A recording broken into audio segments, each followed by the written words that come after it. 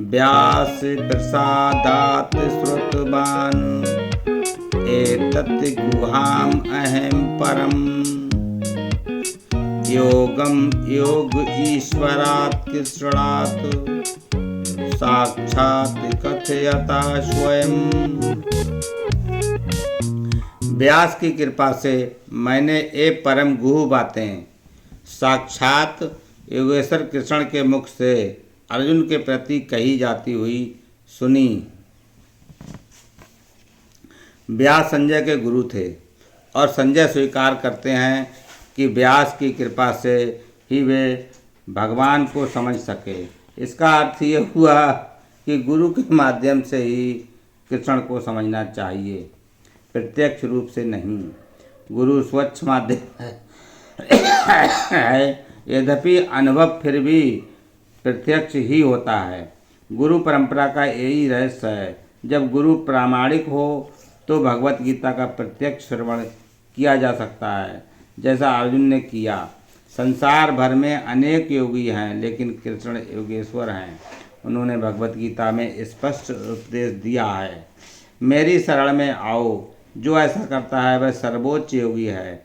6ठे अध्याय के अंतिम श्लोक में इसकी पुष्टि हुई है।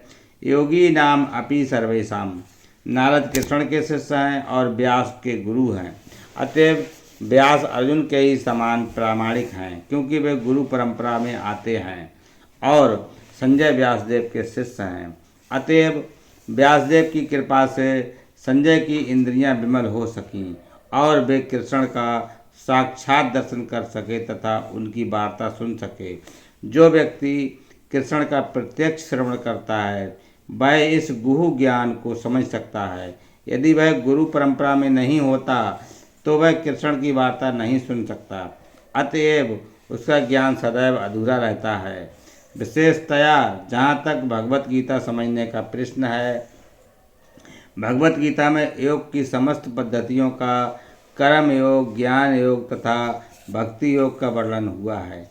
श्री कृष्ण इन समस्त योगों के स्वामी हैं, लेकिन यह समझ लेना चाहिए कि जिस तरह अर्जुन कृष्ण को प्रत्यक्षतः समझ सकने के लिए भाग्यशाली था, उसी प्रकार व्यासदेव की कृपा से संजय भी कृष्ण को साक्षात सुनने में समर्थ हो सका।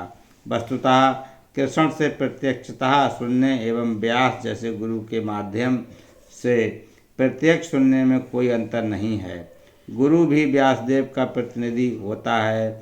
अतएव वैदिक पद्धति के अनुसार अपने गुरु के जन्म दिवस पर शिष्यगण व्यास पूजा नामक उत्सव रचते हैं। हरे कृष्णा।